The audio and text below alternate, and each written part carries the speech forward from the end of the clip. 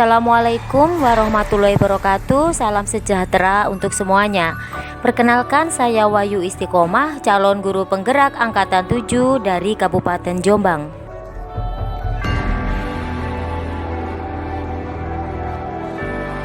Aksi nyata modul 1.4 disiplin positif.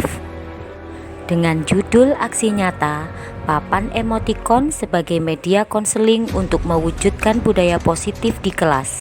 Assalamualaikum warahmatullahi wabarakatuh. A'udzu billahi minasyaitonir rajim. Bismillahirrahmanirrahim. Wassalatu wassalamu ala asyrafil anbiya'i wal mursalin sayyidina wa maulana Muhammadin wa ala alihi wa sahbihi ajma'in. Amma ba'du. Yang terhormat Bapak DNS Hadi Subagio selaku pengawas wilayah kerja Kecamatan Mojo Agung, yang terhormat Bapak Kepala Sekolah SDN Dogo Mojo 2, yang terhormat Bapak Ibu Guru SDN Dogo Mojo 2. Alhamdulillah, puja dan puji syukur kehadirat Allah Subhanahu wa Ta'ala, yang mana pada pagi hari ini kita masih diberi taufik serta hidayahnya kepada kita semua, sehingga kita dapat berkumpul di sini dalam keadaan sehat walafiat. Amin ya rabbal alamin. Kedua kalinya, salawat serta salam tetap kita limpahkan kepada junjungan kita Nabi besar Muhammad sallallahu alaihi wasallam, karena beliaulah kita bisa membedakan mana barang yang baik dan mana barang yang buruk. Ketiga kalinya kami mengucapkan banyak terima kasih atas kedatangan para bapak ibu semua yang telah rela meluangkan waktunya untuk menghadiri acara IHT pengimbasan materi modul 1.4 penerapan budaya positif di sekolah oleh CGP Angkatan 7 SDN Dogo Mojo 2 Mojo Agung. Bapak Ibu yang saya hormati, sebelum acara kita mulai, marilah kita buka dengan bacaan Ummul Quran. Semoga acara pada hari ini bisa berjalan dengan tertib, lancar, dan sukses. Ila hadratin Nabi Mustafa Muhammadin sallallahu alaihi wasallam. Syai'ul lamul al-Fatihah.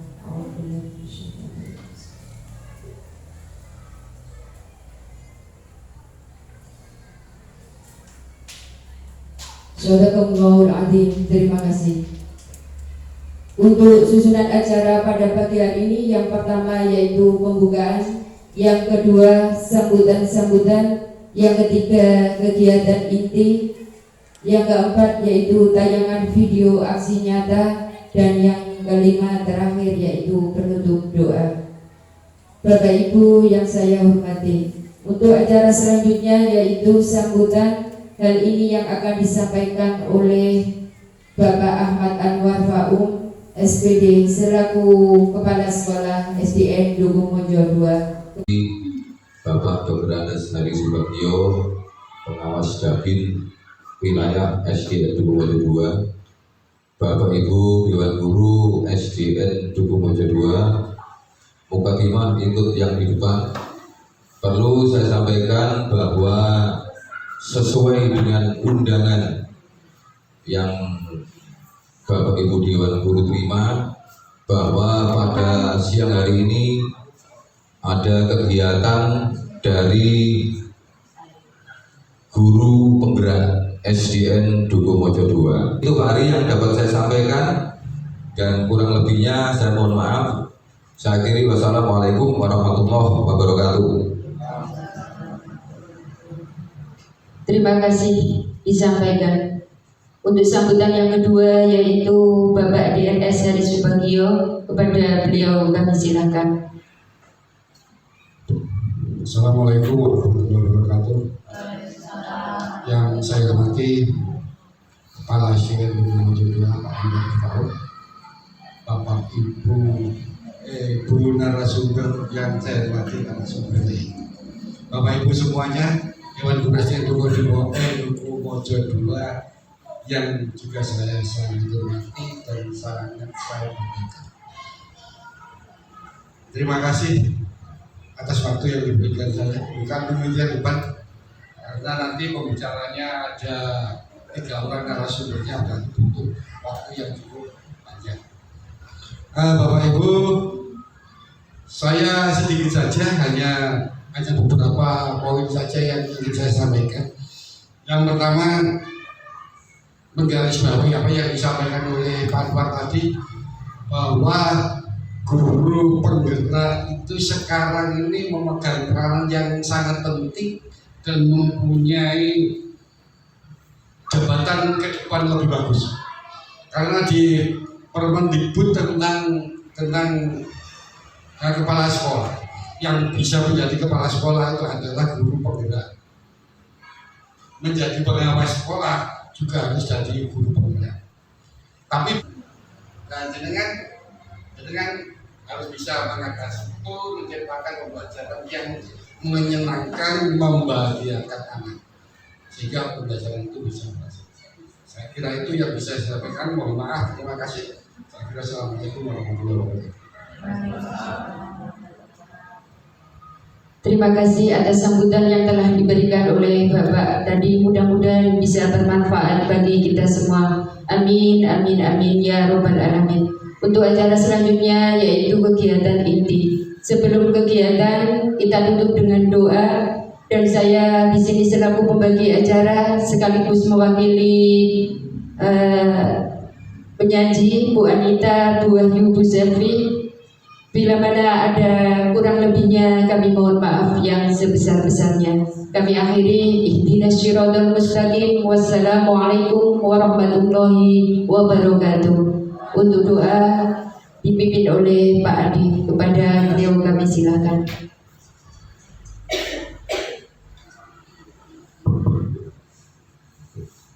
Bapak Ibu, mari kita berdoa bersama-sama untuk yang beragama Islam bersama dengan saya, dan untuk yang beragama lain mohon dengan agamanya masing-masing. Ala dunia wa ala dunia salina al-Fatihah. A'udzubillahi. Kritik dan membuat orang merasa bersalah dapat menguatkan karakter. Di sini ilusi itu maksudnya bayangan ya. Jadi ya, khayalan, betul. Ilusi bahwa semua penguatan positif, efektif dan bermanfaat. Dan yang terakhir, ilusi bahwa orang dewasa memiliki hak untuk memaksa. Apakah benar seperti ini? Kita lanjutkan. Ada 2 kolom. Kolom yang sebelah kanan adalah stimulus respon, dan kolom sebelahnya adalah teori kontrol atau pilihan. Kalau di stimulus respon, kita mencoba mempengaruhi orang lain untuk mengubah caranya sesuai dengan pikiran kita. Seringkali terjadi ya. Ayo tak ikut, misalnya enak-enak gitu biasanya. Itu berarti masih masuk stimulus respon. Tetapi beda halnya dengan teori kontrol atau pilihan. Di sini kita berusaha memahami pandangan orang lain tentang sesuatu, tentang dunia. Jadi kita di situ punya prinsip bahwa setiap orang itu punya pandangan yang berbeda. Kita tidak boleh memaksakan. Seperti itu yang pertama. Betul sekali Bu Bin, menghargai perbedaan. Yang berikutnya, perilaku buruk dilihat sebagai suatu kesalahan. Ini seringkali terjadi. Kita para pendidik, saya juga masih sering terjadi. Siswa melakukan kesalahan, langsung jeret. Awalnya dulu seperti itu. Dan ternyata kami bertiga itu setelah mendapat materi ini, loh ya Allah, ternyata apa yang selama ini kita lakukan itu ternyata dampaknya luar biasa ke mentalnya siswa, seperti itu. Kalau di teori kontrol, semua perilaku memiliki tujuan. Ini misalnya saya kasih contoh. Biasanya kalau ada siswa yang keliru memakai kaos kaki misalnya, ya sederhana saja. Kalau hari Senin sampai Kamis pakai kaos kaki putih, tetapi si anak pakai kaos kaki hitam. Umumnya kita langsung merespon seperti ini. Kamu memakai kaos kaki tidak sesuai jadwal harinya, kamu salah, seperti itu. Nah itu tidak boleh Bapak Ibu, ternyata seperti itu. Yang benar adalah kita harus menanyakan. Iya benar sekali Bu Bin sama Pak Adi. Kenapa kok tadi hari ini memakai kaos kaki hitam? Coba jelaskan. Oh pengen gaya, wah ini bahaya gitu, pengen gaya nih. Lanjut, kemudian berikutnya orang lain bisa mengontrol saya.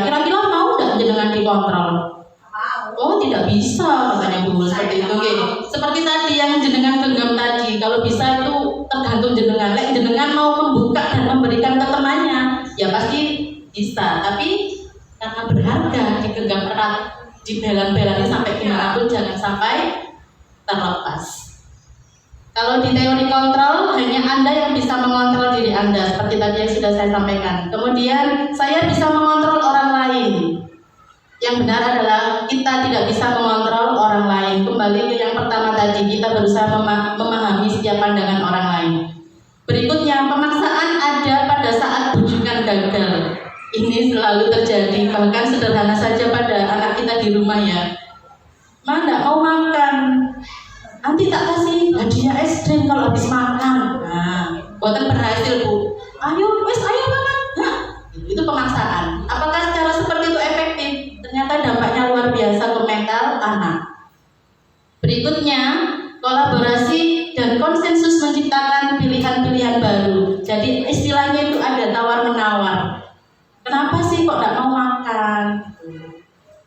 Suwen wanita boten serantang. Nggih, pancen awalnya mesti seperti itu, tapi kami juga belajar dan kecil nggih. Pasti insya Allah bisa. Kemudian terakhir, model berpikir menang kalah. Kalau di teori counter, model berpikir menang-menang. Kalau di stimulus respon, aku bisa mempengaruhi panjenengan, aku yang menang, panjenengan yang kalah, seperti itu kan. Nah ternyata tidak. Kalau di teori kontrol, kita sama-sama punya pendirian masing-masing. Kita sama-sama menang, istilahnya seperti itu. Lanjut kita. Apa sih sebenarnya makna disiplin? Kita nopo Bu Fida. Kalau disiplin secara gamblang, secara gampang diartikan sebagai apa?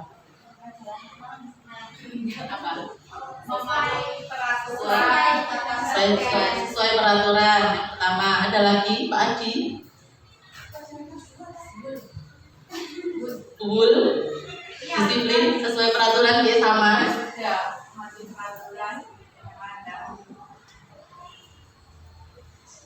Disiplin kalau dilihat dari asal suku katanya berasal dari bahasa Latin yang mana artinya adalah belajar.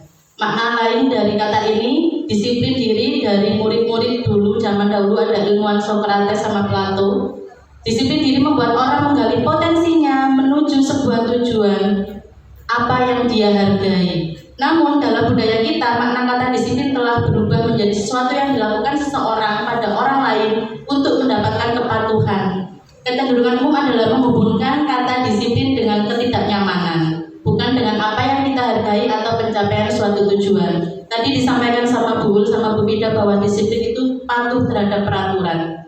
Padahal kita tidak tahu siswa disiplin itu motivasinya apa, tujuannya apa. Bisa jadi saya tak disiplin biar tidak dapat hukuman dari Bu Guru. Bisa jadi ya. Yang kedua, saya tak disiplin biar saya nanti dapat hadiah dari Bapak Ibu Guru. Dan yang ketiga, ini yang harusnya ada. Saya tak belajar disiplin supaya saya menjadi orang yang lebih baik. Nah, di poin yang ketiga itu nanti yang akan kita coba biasakan kepada siswa. Lanjut. Disiplin positif. Positif berarti baik ya. Jadi di sini pembiasaan sesuatu yang baik, yang mana itu tanpa adanya paksaan dan siswa memang melakukannya supaya menjadi seseorang yang lebih baik dan bermanfaat serta mencapai tujuan yang diinginkan.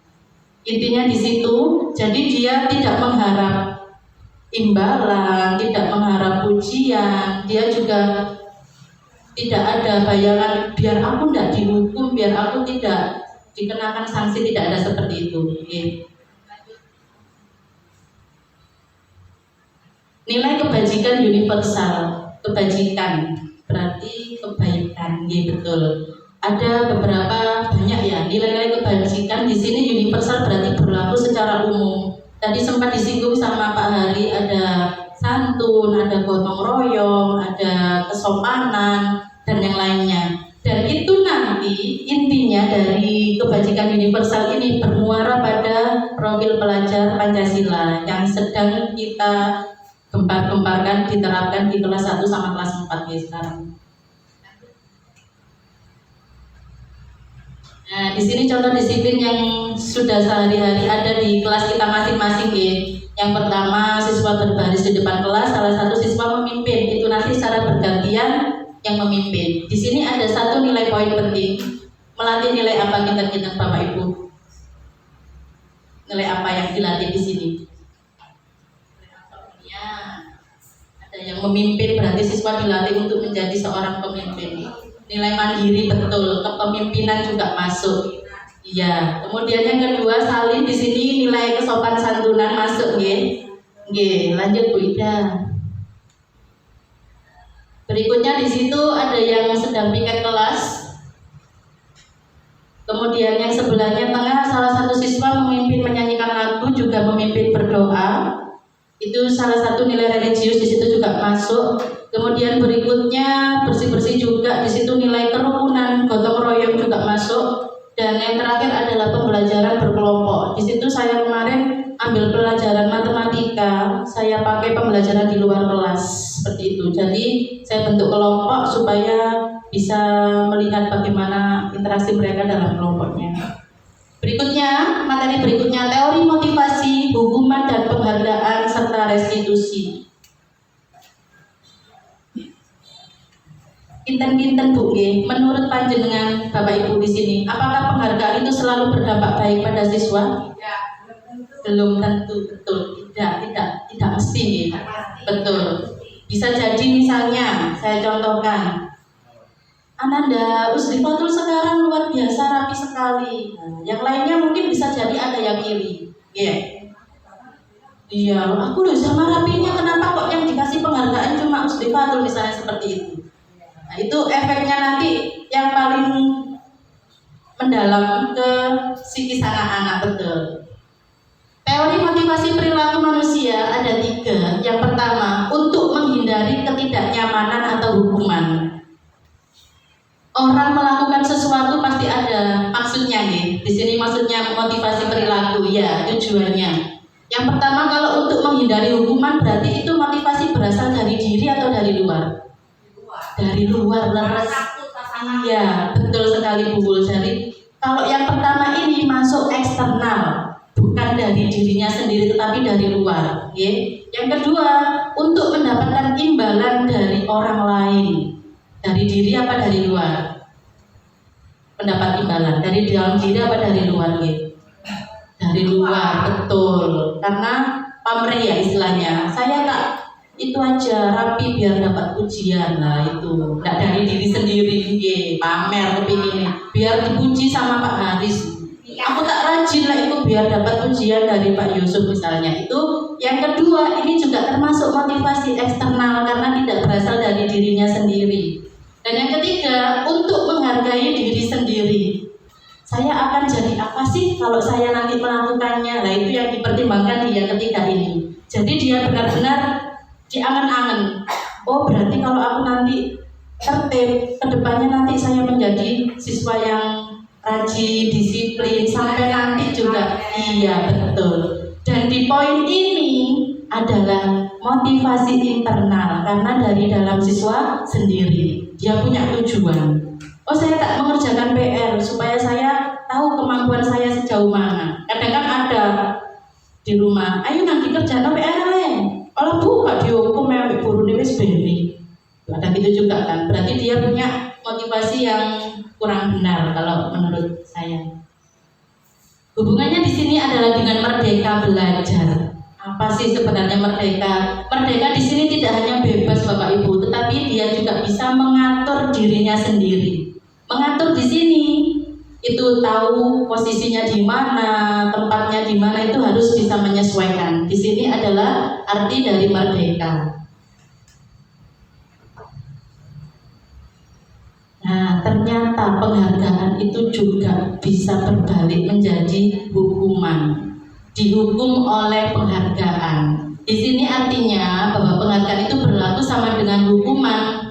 Kalau kita ngasih penghargaan kan otomatis kita seolah-olah merayu ya.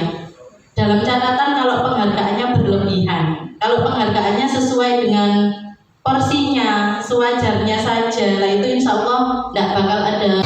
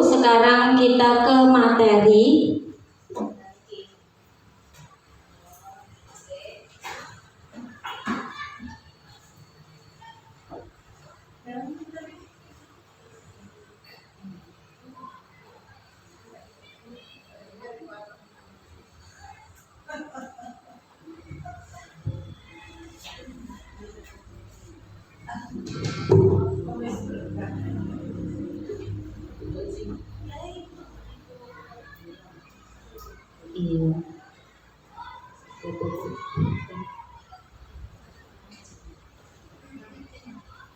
Ngapunten nggih. Menunggu.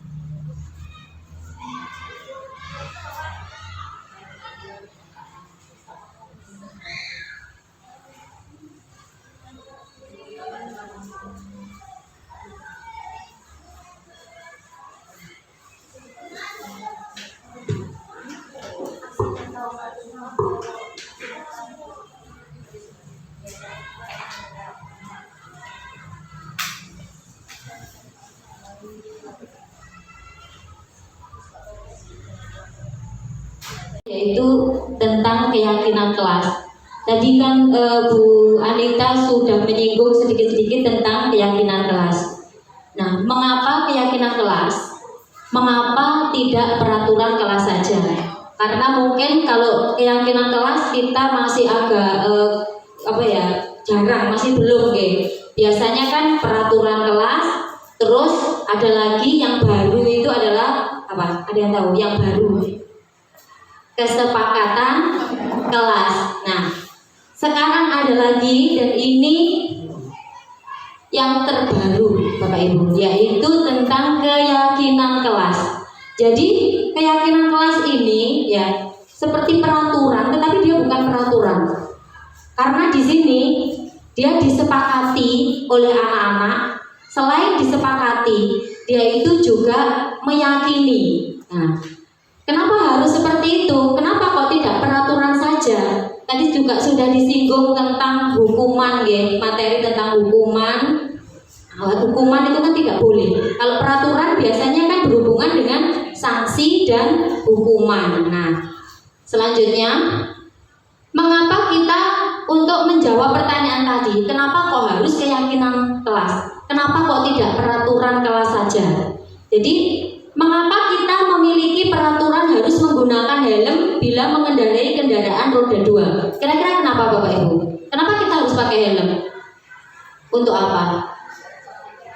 Untuk keselamatan. Terus yang kedua, mengapa kita memiliki peraturan 3M? Menggunakan masker, mencuci tangan, menjaga jarak, menjaga kesehatan, untuk menjaga kesehatan. Betul. Yang pertama tadi karena keselamatan, yang kedua karena kesehatan. Terus mengapa kita memiliki peraturan harus datang tepat waktu pada saat mengikuti pelatihan? Untuk disiplin. Selain itu untuk acara supaya apa? Supaya bisa lebih tertib dan lancar, kan seperti itu Nah, itu tadi mulai dari keselamatan, kesehatan. Nah, keselamatan, kesehatan itu adalah sebuah keyakinan, ya. Suatu keyakinan yaitu nilai-nilai kebajikan universal yang disepakati secara tersirat dan tersurat, lepas dari latar belakang suku, negara, bahasa maupun agama. Jadi keyakinan itu berisi nilai-nilai kebajikan. Kalau di Indonesia ini, di dunia pendidikan, salah satu nilai kebajikan yang kita mengenal yaitu yang baru-baru ini apa? Profil. Nah, profil pelajar Pancasila itu adalah salah satu dari nilai kebajikan. Apa hanya itu saja? Tidak.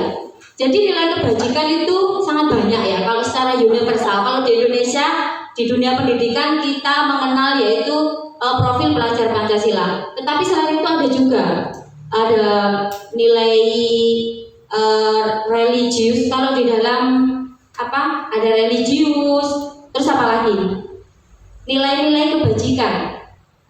Nilai apa lagi menurut Bapak Ibu? Religius. Yang ada di masyarakat, gotong royong, betul. Terus mungkin ada yang lain, banyak sekali ya, saling menghormati, kerukunan, perdamaian, itu juga merupakan nilai-nilai kebajikan. Nah inilah jadi yang akan kita buat nanti, yang akan kita pelajari nanti tentang nilai-nilai kebajikan yang akan kita buat dalam bentuk keyakinan kelas, yang dengan harapan anak-anak itu meyakini dan melaksanakan. Nah, nilai-nilai kebajikan itu menekankan pada keyakinan seseorang untuk lebih memotivasi seseorang dari dalam dirinya sendiri agar tergerak untuk melakukannya. Bukan hanya sekedar peraturan saja. Kalau peraturan, nanti kalau tidak melaksanakan nanti aku akan dihukum. Kalau tidak ikut upacara, memakai baju yang lengkap, nanti akan dihukum. Nah, jadi melakukan karena bukan dalam dirinya sendiri, motivasi diri sendiri, tapi karena apa? Karena takut hukuman. Nah itu. Jadi di sini diharapkan nilai-nilai kebajikan itu dalam bentuk keyakinan kelas atau keyakinan sekolah yang akan dilaksanakan oleh anak-anak tanpa perlu paksaan, tetapi dari dalam dirinya sendiri. Nah itu bagaimana? Ini pembentukan keyakinan kelas tadi sudah disinggung sama Bu Anita tadi guys, sedikit-sedikit tadi. Nah lanjutnya Bu.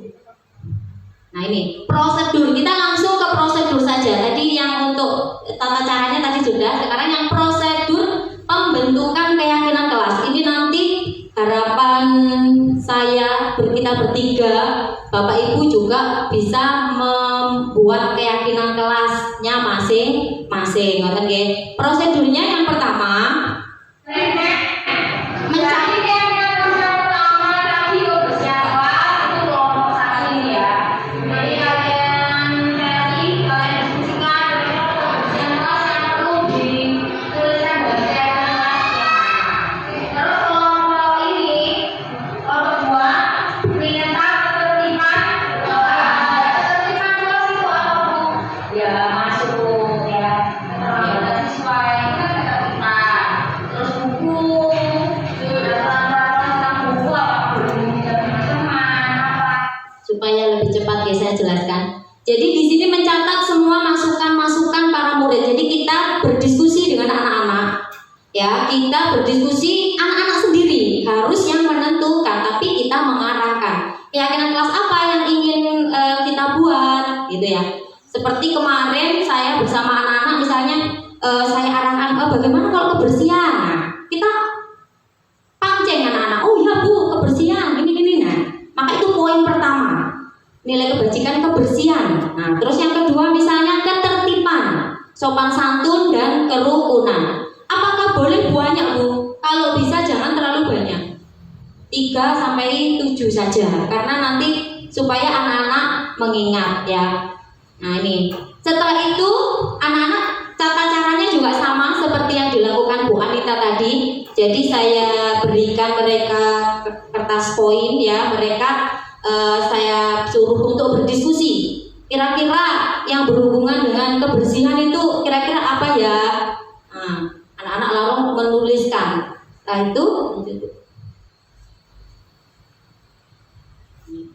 Setelah itu susunlah keyakinan kelas sesuai prosedur pembentukan atau keyakinan sekolah atau kelas. Gantilah kalimat-kalimat dalam bentuk negatif menjadi positif. Nah ini. Jadi hukuman itu biasanya dilarang, jangan, tidak boleh. Nah itu ya. Nanti anak-anak pasti akan banyak yang memberikan kata-kata seperti itu. Jadi kalimat-kalimat itu adalah kalimat negatif ya. Pernah ada ilmu yang mengatakan jika kita itu selalu mensonding ya anak-anak, kamu pinter, maka dia akan jadi anak pinter.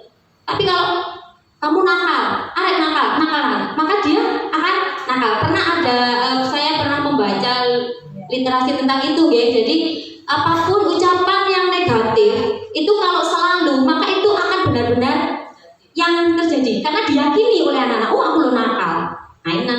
ada kebutuhan anak 5, kebutuhan anak ini nanti ada hubungannya dengan itu.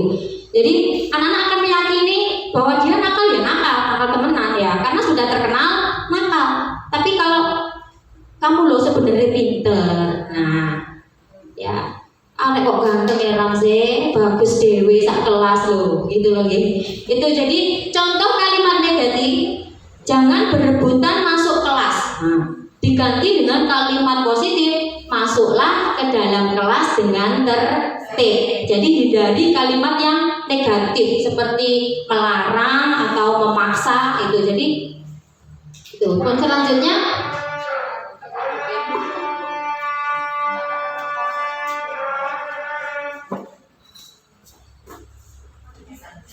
jauh ulang keyakinan sekolah atau kelas secara bersama-sama. Jadi tadi ya banyaknya kalau bisa antara 3 sampai 7 prinsip atau keyakinan. Bila mina terlalu banyak nanti akan sulit mengingatnya anak-anak nih. Pun selanjutnya.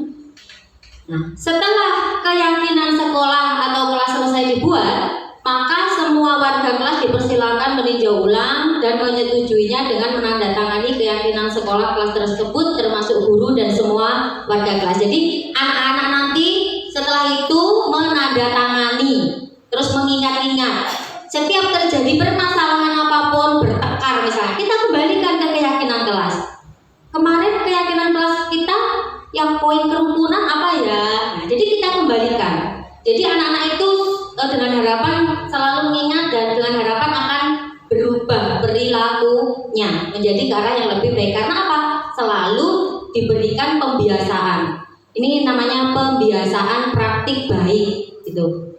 Selanjutnya keyakinan sekolah atau kelas selanjutnya bisa dilekatkan di dinding kelas di tempat yang mudah dilihat oleh semua warga kelas. Setelah itu kita pajang. Nah, untuk materi selanjutnya, materi saya yang kedua yaitu tentang kebutuhan dasar manusia. Nah, setiap manusia itu memiliki kebutuhan dasar apa saja ya. Di balik sebuah perilaku manusia terdapat suatu tujuan.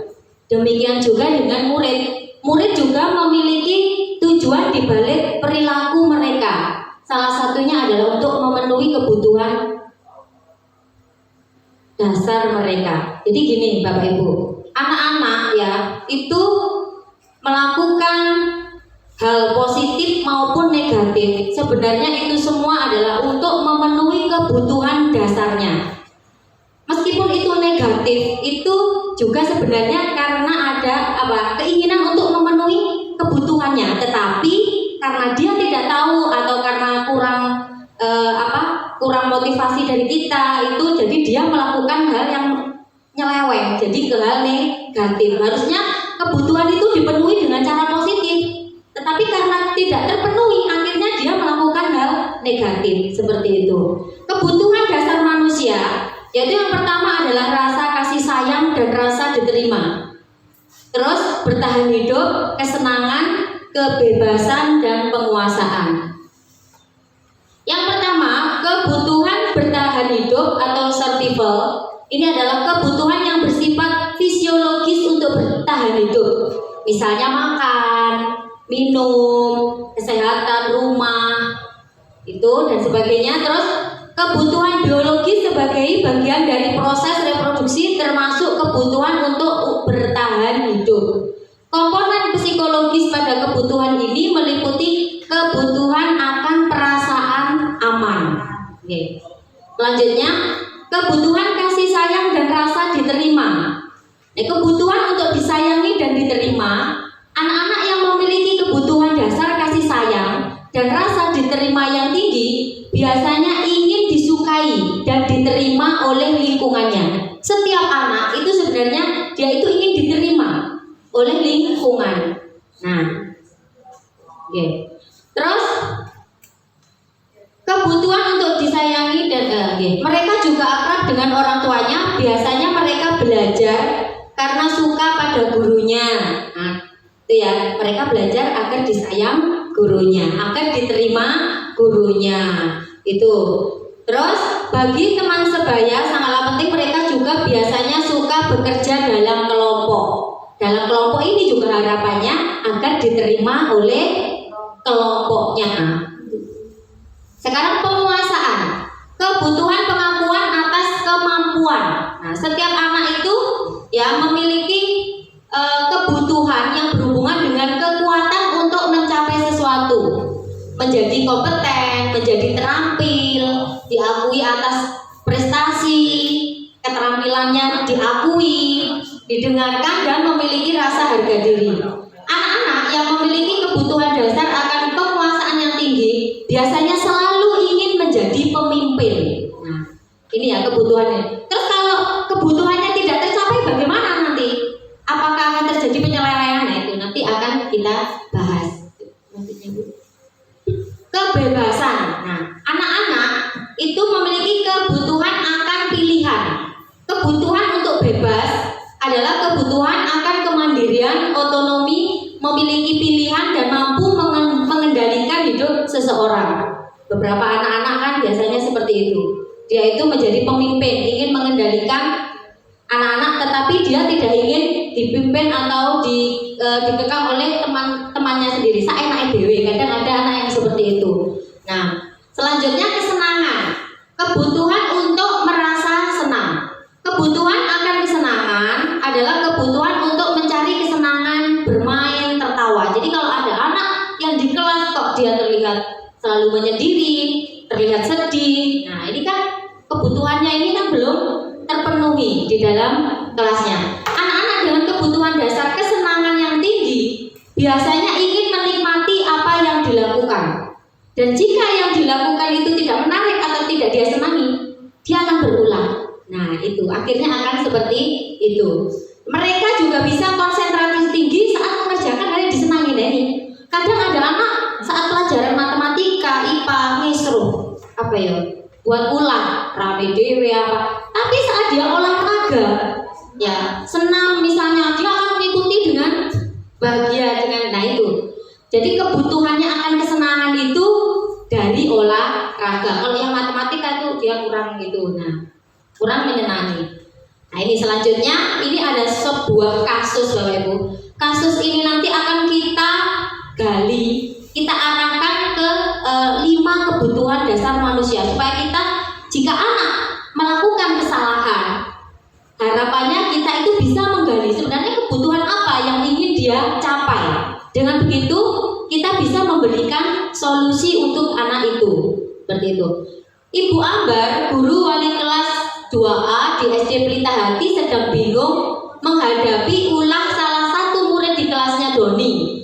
Beberapa anak di kelas 2A telah datang kepadanya dan mengeluhkan Doni yang seringkali meminta bekal makan, yang seringkali minta makan siang mereka dengan paksa. Jadi Doni ini suka malah bekale konco nih. Nah, ini. Jika kita berada di posisi Ibu Ambar, maka apa yang akan kita lakukan? Pasti kalau saya sebelum mengenal materi-materi ini ya, manggil anaknya memarahi. Lah kok njupuk ini kok ini enggak boleh. Nah, seperti itu kan ya. Nah, enggak. Jadi nggih betul sekali Bu Bin. Nah, betul. Jadi yang pertama menurut Bu Bin tadi adalah menanyakan dulu. Oh ya, kita menanyakan. Kita tidak boleh menghakimi langsung ya. Kita tidak boleh menghakimi langsung. Meskipun itu jotosan, meskipun merebut kayak apa, kita tidak boleh menghakimi dulu. Jadi dalam materi ini seperti itu. Jadi merujuk pada situasi yang sedang dihadapi Ibu Ambar dalam konteks penegakan disiplin positif, langkah yang pertama yang harus dilakukan adalah mencari tahu dulu alasannya apa, ya, kebutuhan mana yang tidak terpenuhi oleh Doni. Jadi kita harus ingat 5 kebutuhan anak tadi. Apa yang tidak terpenuhi? Yang pertama, kebutuhan bertahan hidup. Nah, dalam kasus Doni tadi, ketika ditanya, ternyata Doni menjawab, saya lapar Bu. Tadi orang tua saya tidak membawakan bekal. Nah, ini berarti kebutuhannya akan Tadi ya, kan tadi kebutuhan bertahan hidup tadi kan ada makanan, kesehatan, ya tadi rasa aman. Nah, itu dia belum terpenuhi sehingga dia apa? Minta punya temannya seperti itu. Sekarang selanjutnya kasih sayang dan rasa diterima. Jadi kebutuhan untuk diterimanya belum Doni dapatkan. Kira-kira jawaban Doni seperti apa ini? Bahwa alasannya mengambil bekal temannya karena dia merasa senang temannya jadi memperhatikan. Nah ini banyak kan yang murid kita suka ngesro, usil. Nah ini kenapa sih dia kok suka usil? Ternyata ini loh, dia itu sangat haus ya. Haus apa ini? Kasih sayang. Dengan dia nakal jadi ke arah negatif gitu ya. Jadi harusnya kan positif supaya dia disayang, harusnya kan baik, berbuat baik. Tapi dia karena tidak ngerti atau kurang dari orang tuanya, dari lingkungannya kurang, dia melakukan hal yang negatif. Dengan cara usil, dengan usil dia akan diperhatikan. Itu jawabannya. Oke, terus yang selanjutnya kebutuhan pengakuan atas kemampuan. Nah ini ya. Jadi jawaban Doni adalah dia merasa hebat karena temannya itu menjadi takut. Ini biasanya ada anak-anak yang kita cap nakal gitu ya. Di kelas itu dia jadi sing bau rekso kelas. Biasanya anak-anak seperti ini itu dia itu apa? Penguasaan. Nah, cara kita seorang guru bagaimana anak-anak yang seperti itu kita berikan apa? Anak-anak yang punya jiwa-jiwa itu merasa hebat, tapi padahal di dalam pembelajaran, dalam kegiatan belajar mengajar dia misalnya kurang gitu ya, itu bisa saja kita berikan dia apa tanggung jawab lebih, nah supaya dia terlihat hebat di depan temannya, meskipun dia di dalam pelajaran tidak begitu menguasai atau biasa-biasa saja, tetapi dia jadi ketua kelas misalnya, atau jadi dia pemantau temannya yang piket, kamu nanti jadi pemantau ya, siapa temanmu yang piket yang tidak, nah, kita kasih dia tanggung jawab lebih, yang di mata temannya itu dia terlihat hebat. Nah itu jadi diarahkan. Jadi kalau dia nanti melakukan kesalahan, kita bisa kita arahkan loh, kamu kan itu harusnya memberi contoh yang baik. Jadi kita selalu memberikan dukungan secara positif dengan harapan anak berubah ke hal yang lebih positif. Nih, sekarang yang selanjutnya adalah kebebasan. Jadi ini kebutuhan akan pilihan. Nah, jadi dia suka bebas, suka apa? Banyak pilihan. Anak yang suka bosan, mungkin seperti itu. Okay. Jawabannya Doni, jika dia merasa bosan dengan bekal makanannya yang dibawakan oleh ibunya, karena ibunya selalu membawa bekal yang sama. Bendino digawani mie goreng terus. Harus dia melihat temannya, wah hari ini temannya Kentucky, besoknya oseng-oseng. Nah akhirnya dia itu ngambil punya temannya, mencicipi punya temannya.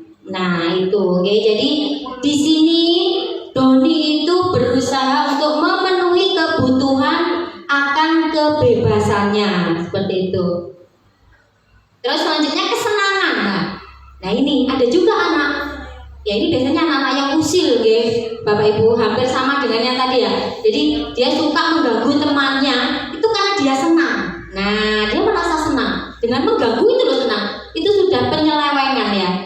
Nah itu karena ada kebutuhan untuk merasa senang dengan mengganggu temannya, dia merasa kebutuhannya, dia merasa senang. Ini melakukannya karena iseng dan ia menikmati ekspresi wajah teman-temannya yang kesal karena diambil makanannya, dan menurut dia ekspresi teman-temannya itu lucu. Ini hampir sama dengan anak saya ya Bu. Anak saya Royang itu seperti itu, gak lapo-lapo, adiknya meneng-meneng dia, terus adiknya nangis seneng. Nah itu jadi dia menyukai karena merasa lucu, adiknya lesu loh. Nah sama dengan murid-murid kita di kelas mungkin ada seperti itu, ganggu koncone. Nah berarti dia mengganggunya itu karena dia itu merasa senang, itu karena dia mendapatkan kebutuhan dari rasa senang itu, tapi dengan cara yang negatif. Nah sudah ya, jadi dua materi saya ini. Terus bagaimana untuk menyikapi tadi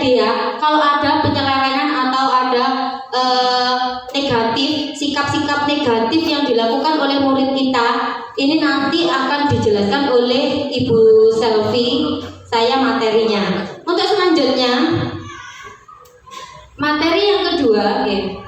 Materi yang kedua ini adalah aksi nyata. Di sini penerapan disiplin positif yang saya lakukan. Oke.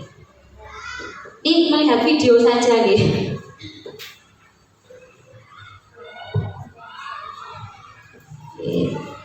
Sekarang selanjutnya adalah penerapan disiplin positif. Jadi saya kemarin dalam materi modul ini saya mempunyai judul modul saya adalah ini.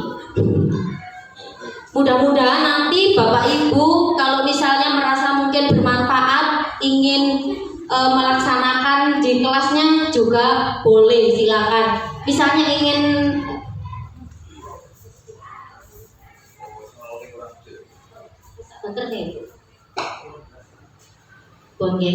ini menonton video saja.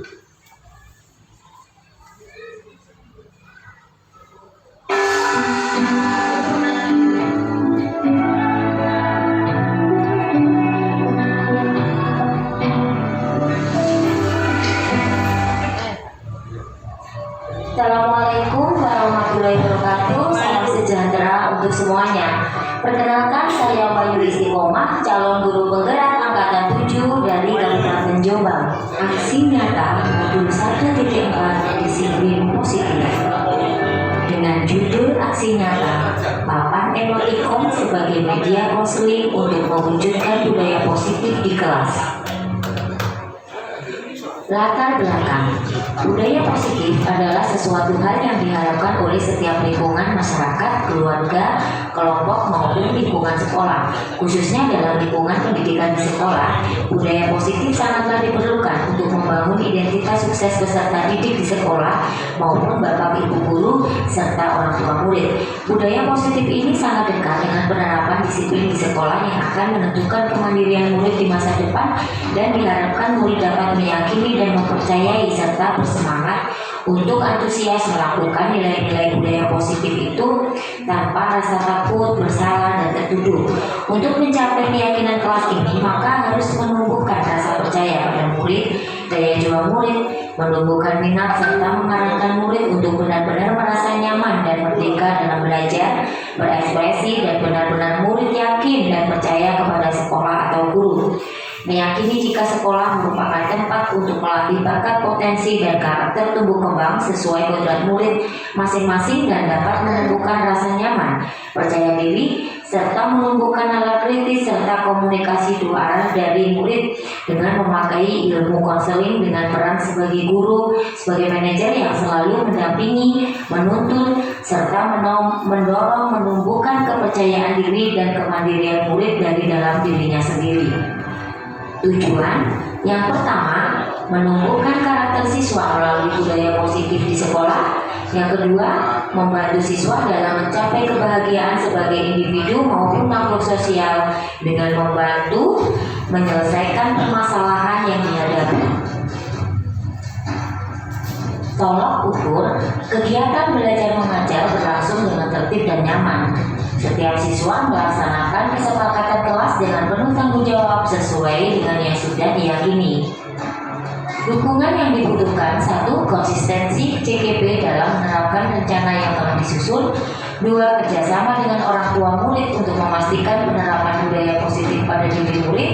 3. Kolaborasi dengan rekan kerja dalam penerapan budaya positif di sekolah. Dan 4. Menyamakan visi misi dengan kepala sekolah untuk mencapai tujuan bersama. Lini masa tindakan untuk mencapai tujuan yang diinginkan. Berikut adalah alur penggunaan papan emotikon siswa. Setiap selesai kegiatan belajar mengajar, siswa melakukan refleksi dengan menuangkan perasaannya selama kegiatan pembelajaran berlangsung dengan cara menaruh stick dalam amplop sesuai dengan emotikon siswa.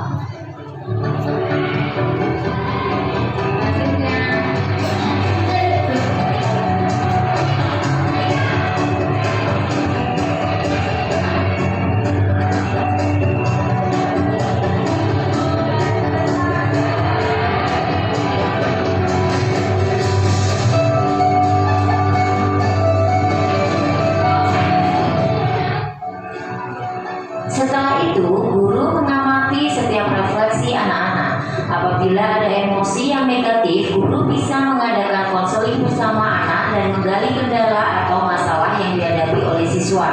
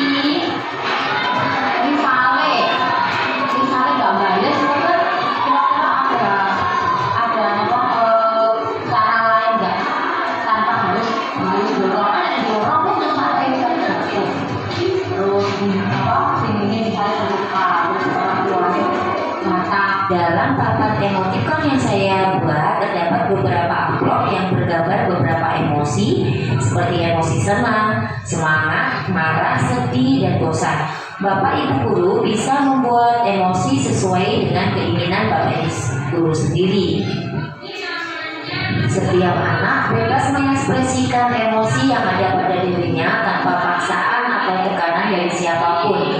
Apabila terjadi pelanggaran disiplin, maka guru menjadi penghubung untuk menyelesaikan masalah sehingga suasana kelas menjadi lebih kondusif dan lebih positif.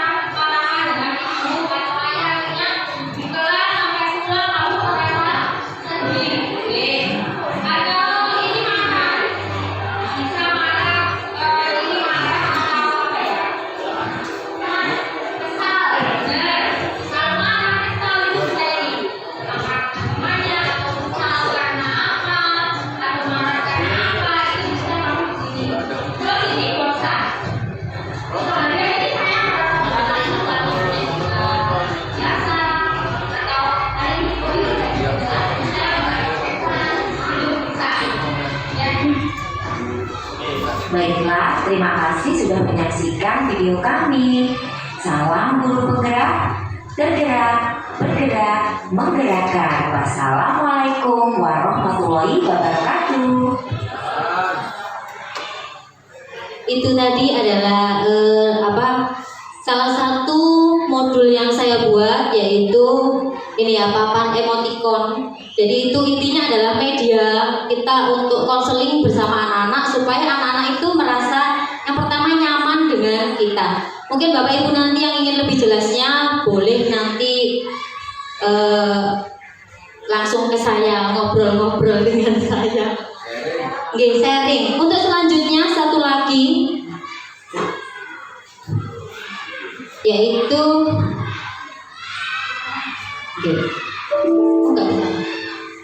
nah ini yang kedua, ini juga ada hubungannya dengan disiplin positif. Di sini saya menekankan pada gotong royong. Ini bukan lagi keyakinan kelas, Untuk yang kedua ini adalah keyakinan sekolah, dan saya mengucapkan terima kasih kepada Bapak Anwar karena sudah mendapat dukungan dari Pak Anwar. Sudah saya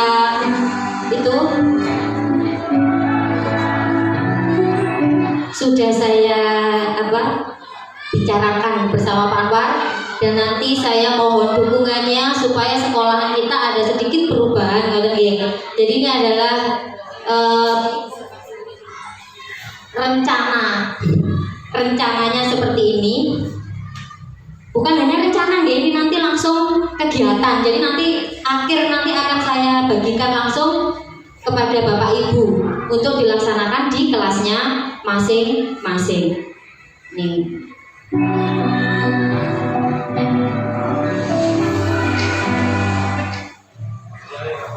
Assalamualaikum warahmatullahi wabarakatuh. Salam sejahtera untuk semuanya. Perkenalkan, saya Wahyu Istiqomah, calon guru penggerak angkatan 7 dari Kabupaten Jombang.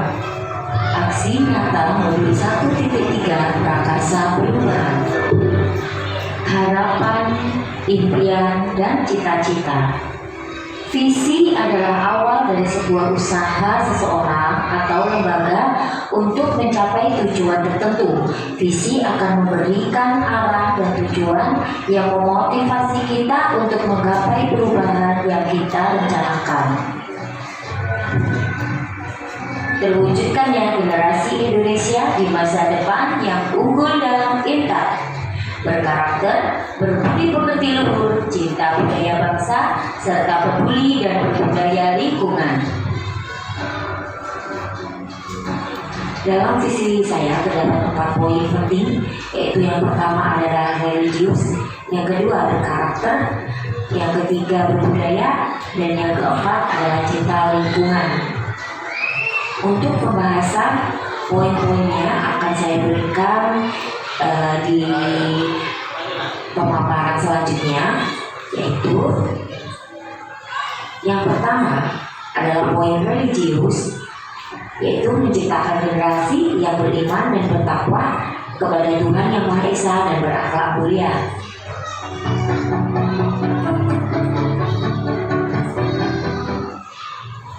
Kedua, berkarakter, maksudnya adalah generasi yang memiliki karakter kreatif serta mandiri sehingga dapat menjadi pribadi yang unggul dan terampil.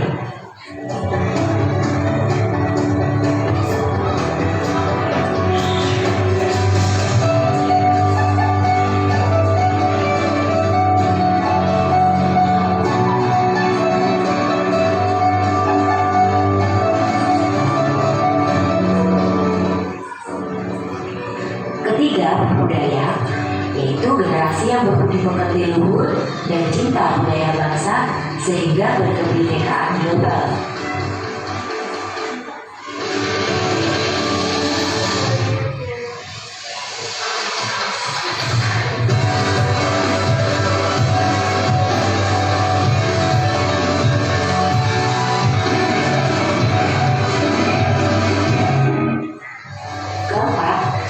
Lingkungan adalah generasi yang peduli dan berbudaya lingkungan.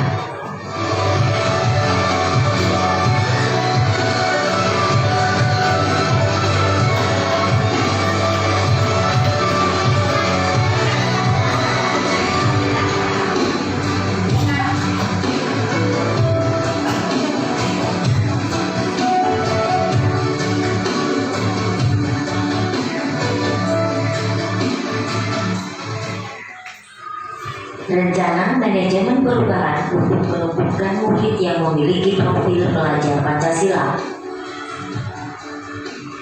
Prakarsa perubahan yang ingin saya buat yaitu bergotong royong mewujudkan generasi yang peduli lingkungan melalui aksi samber sampah dan pilah sampah.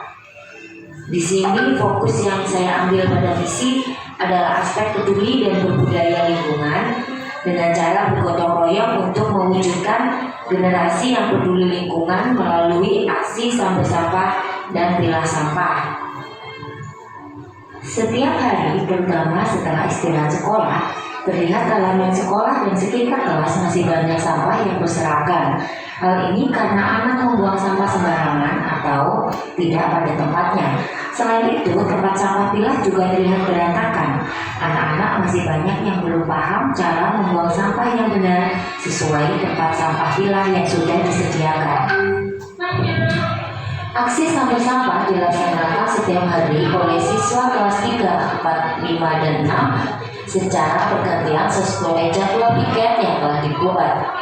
Mereka akan memunguti atau membersihkan sampah-sampah yang berserakan di halaman dan sekitar kelas. Mereka juga wajib memantau teman-teman lainnya agar tidak membuang sampah sembarangan. Sedangkan aksi pilah sampah dilaksanakan oleh semua siswa dari kelas 1 sampai kelas 6. Guru akan menjelaskan tata cara pemilahan sampah yang benar seperti sampah organik di kotak warna hijau, sampah kertas di kotak kuning, dan sampah plastik di kotak merah. Anak-anak yang mendapat jadwal tiket kelas pada hari itu akan memantau pelaksanaan pilah sampah di kelas masing-masing.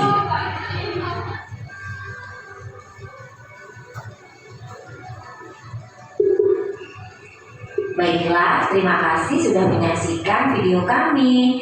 Salam guru penggerak, bergerak, bergerak, menggerakkan. Wassalamualaikum warahmatullahi wabarakatuh. Oke, itu tadi adalah prakarsa perubahan yang kedua. Kalau tadi tentang disiplin positif dengan konseling, yang kedua ini saya ingin mengajak kita bertiga, mengajak Bapak Ibu semuanya secara bergotong royong, terutama anak-anak. Karena anak-anak itu saya yakin nanti pasti senang. Jadi caranya seperti ini, aksi sambar sampah dan pilah sampah. Biasanya setelah kita itu istirahat anak-anak, banyak sekali sampah yang berserakan di depan kelas, halaman. Nah, itu kita akan mengajak anak-anak, ya terutama yang piket, nanti ada jadwal piket. Kemarin ini sudah omong-omongan sama Pak Anwar. Jadi hanya kelas 3, 4, 5, dan 6. Untuk kelas 3 hanya 1 kali saja karena kan masih perlu dilatih ya. Ini setiap istirahat bel sebelum masuk kelas itu mereka mengambil sampah yang ada di halaman dan juga di sekitar kelasnya, diambil terus ditaruh di tempat sampah sehingga sekolahan kita setiap hari selalu terlihat bersih dari sampah dengan gotong royong ya. Kalau hanya kelasnya Bu Selvi saja atau Bu Bin saja, nah kan tetap nanti kelihatan tidak menyeluruh. Tapi kalau semuanya, nah itu nanti pasti akan terlihat hasilnya. Oke. Ini nanti jadwalnya akan saya bagikan, monggo nanti ditempel, diberikan ke anak-anak. Jadi setiap sebelum istirahat, nah harus itu nanti akan dipantau oleh Pak Anwar. Jadi hari apa ya yang anak-anak melaksanakan dengan tanggung jawab ya, misalnya hari Kamis ini kelas 3, wah setiap hari Kamis selalu anak-anak itu melaksanakan dengan tanggung jawab sehingga setiap Kamis itu selalu sekolahannya itu terlihat bersih karena anak-anak kelas 3 melaksanakan sambar sampah dengan tanggung jawab itu. Terus yang kedua tadi pilah sampah. Jadi karena sekolahan kita sudah ada pemilahan sampah dan ternyata anak-anak itu masih banyak yang belum mengerti caranya. Jadi nanti untuk Bapak kelas 1 sampai kelas 6 mengajarkan ke anak-anak hal sederhana saja. Nah, nanti ya sampahnya kalau yang organik itu di warna hijau, yang ini jadi dipilah.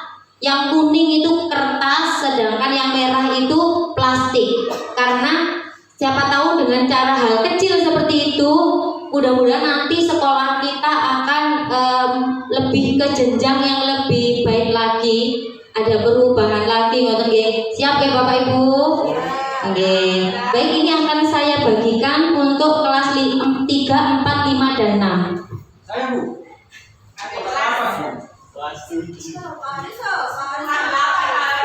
Yang mendapatkan tiket, kelas 3 niku Pak Teguh kalih Bu.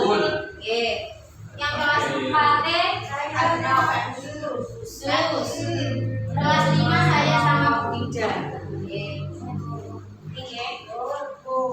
Jadi nanti silakan mungkin bisa dimulai Senin ya. Jadi mulai hari Senin nanti kelas 6 dulu yang itu. Karena ini bukan saya loh, ini juga juga sudah mendapatkan dukungan dari Pak Anwar. Jadi mari kita dukung supaya sekolahan kita ini menjadi lebih baik lagi, meskipun itu dengan hal yang sekecil. Oke. Sekitarnya saja. Jadi sampah kan kalau biasanya setelah istirahat kan, anak-anak kan biasanya setelah istirahat itu ada yang buang sampah itu kan di lapangan berjajaran itu diambili. Sekarang mungkin hanya sampah plastik saja. Kalau nanti sudah berjalan dengan baik, mungkin bisa ditingkatkan ke sampah organiknya. Kalau sekarang mungkin ke sampah itu, dan itu tetap harus ada pantauan. Jadi nggak boleh alam tuh dijupui arek si piket, nah itu tidak boleh. Karena ini tadi ada aksi pilah sampah. Nah pilah sampah ini masing-masing kelas, ya kan. Jadi yang masih membuang sampah di sembarangan, nah ini bisa kita libatkan anak-anak yang piket. Ini piket kasih tanggung jawab. Piket hari ini deloi koncone sing buang sampah sembarangan siapa? Karena kadang gini Bu ya, anak kita sudah kita minta begini tapi kelas lain. Nah, terus akhirnya Bu buang sampah di sini akhirnya kan. Nah, jadi makanya ini harus gotong royong. Jadi harus semuanya. Kalau nanti semuanya maka tidak ada yang iri-irian. Anaknya Bubi ngiri karena anaknya ini tidak, Itu saja dari saya. Terima kasih untuk perhatiannya Bapak Ibu. Semoga bermanfaat untuk kita semua. Wassalamualaikum warahmatullahi wabarakatuh. Pengibasan budaya positif tentang restitusi. Banyak yang mengheringkan cipta, ya Allah, saya mohon maaf. Aura maaf, saya takutnya nanti tiba-tiba ketiduran gitu loh, kan menunduk terus gitu ya. Nah, untuk restitusi tadi sudah dibahas di awal Bu Anita tadi. Di sini saya hanya menjelaskan. Tapi sebelumnya saya ingin bertanya dulu kepada Bapak Ibu semuanya. Pernahkah Anda menghadapi suatu masalah dengan murid di kelas? Pernah. Masalah apa ini? Masalah apa Pak Haris? Oh. Salah satunya itu Bu. Ada murid yang bicara sendiri waktu dijelaskan. Nah, tindakan apa yang Ibu lakukan? Kemudian marah, seharusnya mendengarkan kalau dijelaskan agar ilmunya masuk dan menjadi. ya bagus sekali ya, diarahkan. Tepuk tangan buat Pak Haris.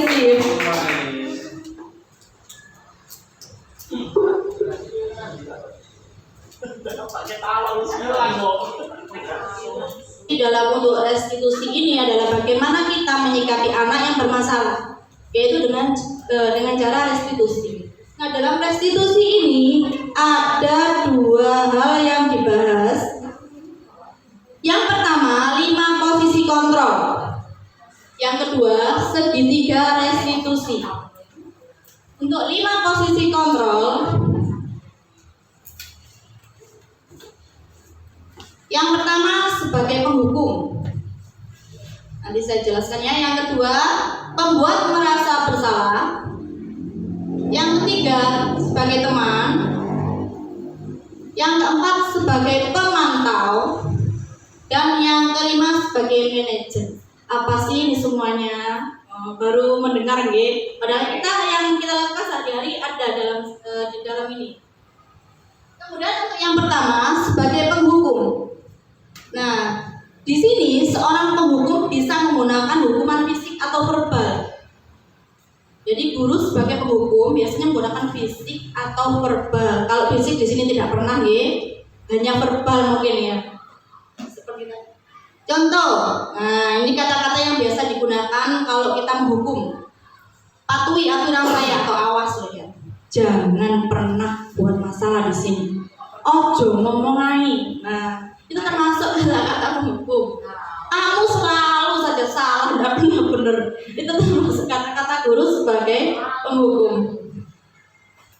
Yang kedua, pembuat merasa bersalah. Kalau penghukum tadi kata-katanya mesti ketus ya gurunya.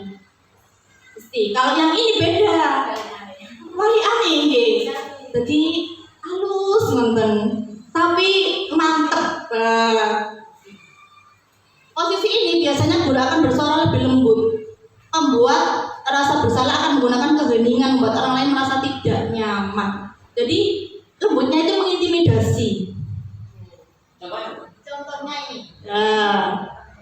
ibu sangat kecewa sekali sama kamu. Ini salah satu contoh. Tegas sekali kamu sama ibu. Jadi anak itu merasa dibuat supaya merasa bersalah. Ini bisa menjatuhkan mental anak ya. Nah, yang ketiga sebagai teman. Nah, ini sebagai teman. Ini untuk yang sebagai teman, ini bisa berdampak negatif atau positif. Positifnya kita bisa lebih dekat dengan murid. Negatifnya murid menjadi bergantung pada kita. Kalau kita akrab, nah, seperti ya Vita, Vita terus Vita. Kalau saya memuji orang lain, dia mesti masih belajar. Seperti itu. Negatifnya ada ya. Contoh, ayo bantulah demi ibu ya. Nah ini senangnya di sini ya. Kalau anak kita sudah bisa menjadi teman, positifnya ya, anak itu gampang disuruh, dimintai tolong, cepet-cepet gitu. Mintanya apa tadi ya itu, karena sudah dekat dengan gurunya. Nah yang keempat pemantau. Pemantau ini bisa disebut juga pengawas. Jadi guru bagian mengawasi ya. Biasanya ini kok wajahnya datar. Contohnya ya jam istirahat guru tetap di kelas mengawasi. Loh makanya kok gitu? Loh apa itu yang dimakan? Loh, jadi anak itu nggak tenang, merasa apa? Merasa diawasi terus. Ini dampaknya kalau guru jadi pengawas. Kayak AKB. Nah yang kelima ini sebagai manajer. Apa sih sebagai manajer itu? Ini yang terbaru mungkin ya, belum pernah mengenal, baru kali ini. Nah, di mana guru berbuat sesuatu bersama dengan murid, mempersilahkan murid mempertanggungjawabkan perilakunya dan mendukung murid agar dapat menemukan solusi atas permasalahannya sendiri. Ini nanti ada lanjutannya untuk yang segitiga restitusi juga. Jadi guru tidak langsung menyalahkan murid. Kamu kok selama ini sepatunya warnanya putih, pada asalnya hitam, tidak seperti itu. Tapi kita itu mencoba supaya murid itu menyadari kesalahannya sendiri. Kemudian dia juga berpikir apa yang akan dia lakukan untuk memperbaiki kesalahannya tadi. Kata-kata yang biasanya digunakan, nah biasanya kita mengingatkan pada keyakinan kelas. Ayo apa yang kita yakini dengan keyakinan kelas kita kemarin. Masih ingat belum? Saya masih ingat apa tidak? Apa misalkan kerapian. Ayo sekarang coba dilihat di bawah. Sepatumu warna apa gitu. Nah, kemudian apa rencana kamu yang akan untuk memperbaiki hal ini? Jadi kalau sudah tahu, oh iya bu salah bu. Terus apa rencananya? Nah ini tugasnya guru sebagai manajer. Sulit nggih? Nah, kira-kira lah ini kembali lagi yang tadi. Posisi kontrol mana yang pernah Anda lakukan sebagai penghukum? Iya, apa boten? Kebanyakan ya. Kemudian sebagai teman juga. Kemudian yang kedua tadi sebagai apa tadi? Membuat merasa bersalah. Nah, kadangan bu. Dan ini yang dari kelima tadi, yang paling tepat menurut jenengan itu yang mana? Yang mana yang dipilih? Sesuai sikon. Sesuai sikon. Nah, tapi dalam materi ini sudah dijelaskan yang paling tepat adalah yang terakhir, yaitu sebagai manajer. Sulit nggih? Sulit sekali. Tapi kita harus mencoba. Nah, bisa nggih Bapak Ibu nggih? Bisa, insya Allah. Bisa. Nanti bertahap nggih, bertahap kita bekerja sama bersama-sama berusaha memperbaiki yang ada di kelas dulu, baru kemudian secara keseluruhan ke sekolah, lingkup sekolah. Okay. Nah untuk bahasan yang kedua yaitu segitiga restitusi. Apa sih itu segitiga restitusi? Tadi contohnya sudah ditampilkan Bu Anita di awal tadi. Jadi bagaimana cara kita sebagai manajer menyelesaikan masalah anak, bagaimana anak itu bisa mengetahui kesalahannya sendiri tanpa kita memberitahu. Kemudian bagaimana dia mencari solusi terhadap masalahnya sendiri. Kita bisa menggunakan segitiga restitusi ini. Yang pertama, menstabilkan identitas. Nah, apa sih menstabilkan identitas ini? Mengubah identitas anak dari orang yang gagal karena melakukan kesalahan menjadi anak yang sukses. Di sini ada kalimat yang bisa digunakan. Berbuat salah itu tidak apa-apa, loh. Malah begitu, Bu. Di bawahnya ada lagi. Tidak ada manusia yang sempurna. Nah, contohnya di sini ya, kalau misalkan ada anak berbuat salah, dia memecahkan pot bunga. Ya, anak itu sudah otomatis takut. Gitu, tegang, wajahnya tegang. Kalau kita langsung bilang ini, ayo loh, apa enggak? Dia bisa menangis. Gitu. Nah, ini di sini fungsinya menstabilkan identitas dulu. Bagaimana? Ya diomongi. Ada apa? Oh, tidak apa-apa. Basa-basi lah ibaratnya guru nih. Berbuat salah itu yang biasa. Ibu juga pernah kok berbuat salah. Nah, otomatis anak emang mewek tadi, nanti lu nggak jadi. Pasti itu.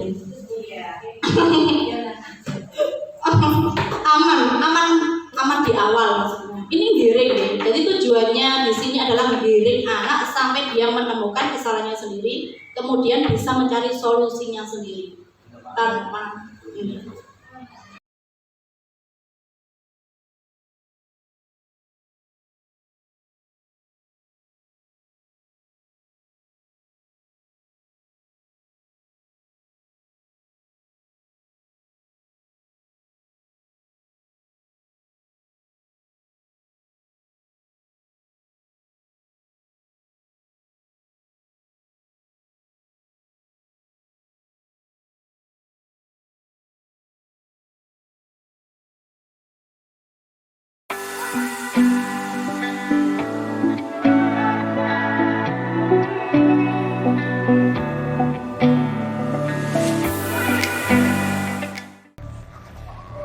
Assalamualaikum warahmatullahi wabarakatuh. Salam sejahtera untuk semuanya.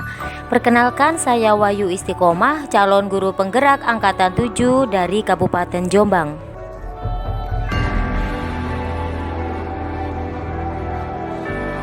Aksi nyata modul 1.4 disiplin positif. Dengan judul aksi nyata, papan emotikon sebagai media konseling untuk mewujudkan budaya positif di kelas. Latar belakang. Budaya positif adalah sesuatu hal yang diharapkan oleh setiap lingkungan masyarakat, keluarga, kelompok maupun lingkungan sekolah. Khususnya dalam lingkungan pendidikan di sekolah, budaya positif sangatlah diperlukan untuk membangun identitas sukses peserta didik di sekolah maupun bapak ibu guru serta orang tua murid. Budaya positif ini sangat dekat dengan penerapan disiplin di sekolah yang akan menentukan kemandirian murid di masa depan, dan diharapkan murid dapat meyakini dan mempercayai serta bersemangat untuk antusias melakukan nilai-nilai budaya positif itu tanpa rasa takut, bersalah, dan tertuduh. Untuk mencapai keyakinan kelas ini, maka harus menumbuhkan rasa percaya pada murid, daya juang murid, menumbuhkan minat serta mengarahkan murid untuk benar-benar merasa nyaman dan merdeka dalam belajar, berekspresi, dan benar-benar murid yakin dan percaya kepada sekolah atau guru. Meyakini jika sekolah merupakan tempat untuk melatih bakat, potensi, dan karakter tumbuh kembang sesuai kodrat murid masing-masing dan dapat menumbuhkan rasa nyaman, percaya diri, serta menumbuhkan nalar kritis serta komunikasi dua arah dari murid dengan memakai ilmu konseling dengan peran sebagai guru, sebagai manajer yang selalu mendampingi, menuntun, serta mendorong menumbuhkan kepercayaan diri dan kemandirian murid dari dalam dirinya sendiri. Tujuan yang pertama, menumbuhkan karakter siswa melalui budaya positif di sekolah. Yang kedua, membantu siswa dalam mencapai kebahagiaan sebagai individu maupun makhluk sosial dengan membantu menyelesaikan permasalahan yang dihadapi. Tolok ukur, kegiatan belajar mengajar berlangsung dengan tertib dan nyaman. Setiap siswa melaksanakan kesepakatan kelas dengan penuh tanggung jawab sesuai dengan yang sudah diyakini. Dukungan yang dibutuhkan: 1. Konsistensi CKP dalam menerapkan rencana yang telah disusun. 2. Kerjasama dengan orang tua murid untuk memastikan penerapan budaya positif pada diri murid. 3. Kolaborasi dengan rekan kerja dalam penerapan budaya positif di sekolah. Dan keempat, menyamakan visi misi dengan kepala sekolah untuk mencapai tujuan bersama. Lini masa tindakan untuk mencapai tujuan yang diinginkan. Berikut adalah alur penggunaan papan emotikon siswa. Setiap selesai kegiatan belajar mengajar, siswa melakukan refleksi dengan menuangkan perasaannya selama kegiatan pembelajaran berlangsung dengan cara menaruh stik dalam amplop sesuai dengan emotikon siswa.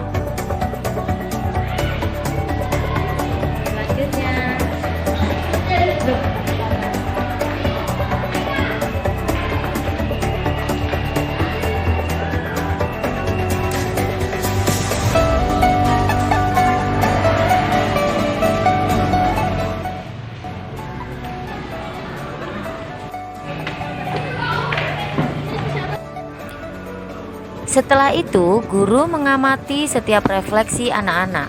Apabila ada emosi yang negatif, guru bisa mengadakan konseling bersama anak dan menggali kendala atau masalah yang dihadapi oleh siswa. Kemarin kan temennya marah. Nah, itu kenapa? Kalau sulit kali sinten. Kelas 4. Kelas 4 Ivan. Oh, lah apa kok gelut? Kulo mek guyon Bu. Oh, cuma guyon. Terus dijongkrokaken. Terus kamu apakan anaknya? Oh, terus kamu diapakan sama anaknya? Oh, kamu dijongkrakno, terus dibales gitu. Ya sebenarnya sih gak salah ya, Wanda kan guyon ya, tapi anaknya marah, emosi, terus Wanda akhirnya dijongkrokno, terus Wanda akhirnya bales. Ngoten sih ya. Nah, tapi misalnya gak bales ngoten, kira-kira ada napa cara lain gak tanpa harus bales dorong? Kan nek dorong kok terus anaknya misalnya jatuh. Terus ini misalnya terluka, terus orang tuanya datang. Dalam papan emotikon yang saya buat terdapat beberapa amplop yang bergambar beberapa emosi seperti emosi senang, semangat, marah, sedih, dan bosan. Bapak Ibu guru bisa membuat emosi sesuai dengan keinginan Bapak Ibu guru sendiri. Setiap anak bebas mengekspresikan emosi yang ada pada dirinya tanpa paksaan atau tekanan dari siapapun. Apabila terjadi pelanggaran disiplin, maka guru menjadi penghubung untuk menyelesaikan masalah sehingga suasana kelas menjadi lebih kondusif dan lebih positif.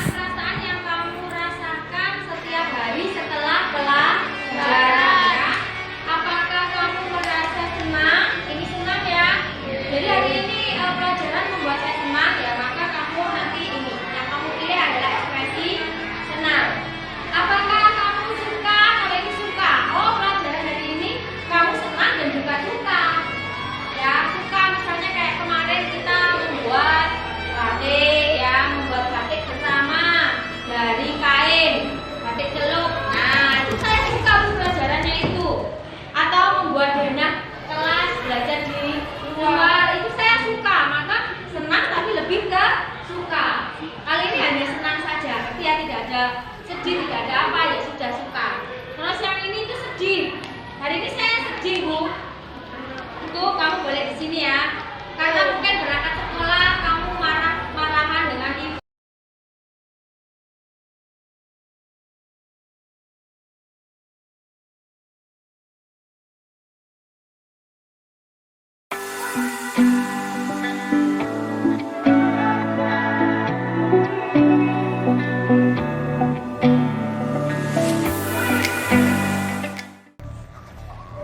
Assalamualaikum warahmatullahi wabarakatuh. Salam sejahtera untuk semuanya. Perkenalkan, saya Wahyu Istiqomah, calon guru penggerak angkatan 7 dari Kabupaten Jombang.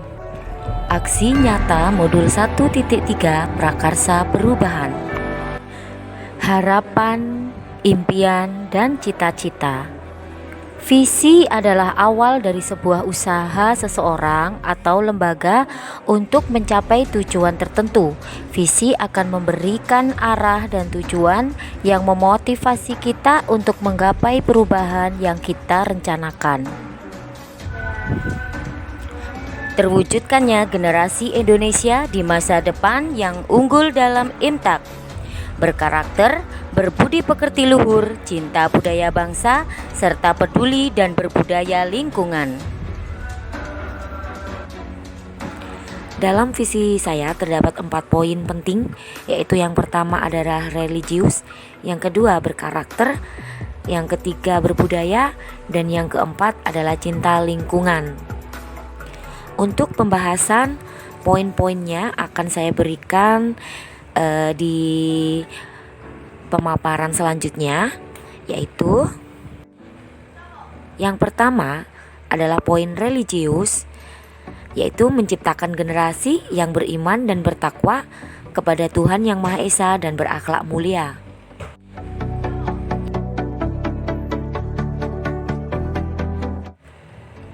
Kedua, berkarakter, maksudnya adalah generasi yang memiliki karakter kreatif serta mandiri sehingga dapat menjadi pribadi yang unggul dan terampil.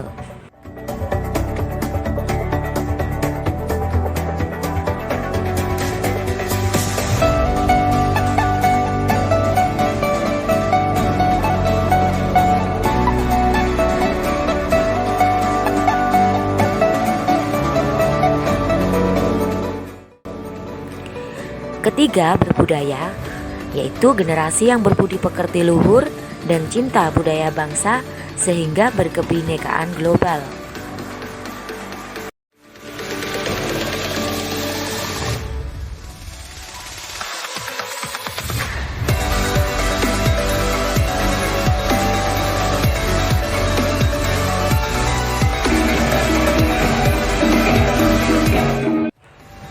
Keempat, cinta lingkungan adalah generasi yang peduli dan berbudaya lingkungan.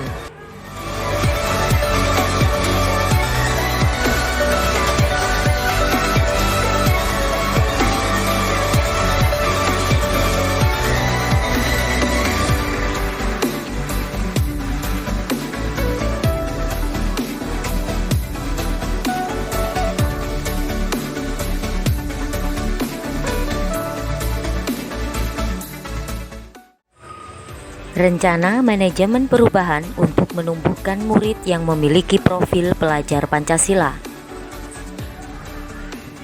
Prakarsa perubahan yang ingin saya buat yaitu bergotong royong mewujudkan generasi yang peduli lingkungan melalui aksi samber sampah dan pilah sampah. Di sini fokus yang saya ambil pada visi adalah aspek peduli dan berbudaya lingkungan dengan cara bergotong royong untuk mewujudkan generasi yang peduli lingkungan melalui aksi samber sampah dan pilah sampah. Setiap hari, terutama setelah istirahat sekolah, terlihat halaman sekolah dan sekitar kelas masih banyak sampah yang berserakan. Hal ini karena anak membuang sampah sembarangan atau tidak pada tempatnya. Selain itu, tempat sampah pilah juga terlihat berantakan. Anak-anak masih banyak yang belum paham cara membuang sampah yang benar sesuai tempat sampah pilah yang sudah disediakan. Aksi samber sampah dilaksanakan setiap hari oleh siswa kelas 3, 4, 5, dan 6 secara bergantian sesuai jadwal piket yang telah dibuat. Mereka akan memunguti atau membersihkan sampah-sampah yang berserakan di halaman dan di sekitar kelas. Mereka juga wajib memantau teman-teman lainnya agar tidak membuang sampah sembarangan. Sedangkan aksi pilah sampah dilaksanakan oleh semua siswa dari kelas 1 sampai kelas 6. Guru akan menjelaskan tata cara pemilahan sampah yang benar seperti sampah organik di kotak warna hijau, sampah kertas di kotak kuning, dan sampah plastik di kotak merah. Anak-anak yang mendapat jadwal piket kelas pada hari itu akan memantau pelaksanaan pilah sampah di kelas masing-masing.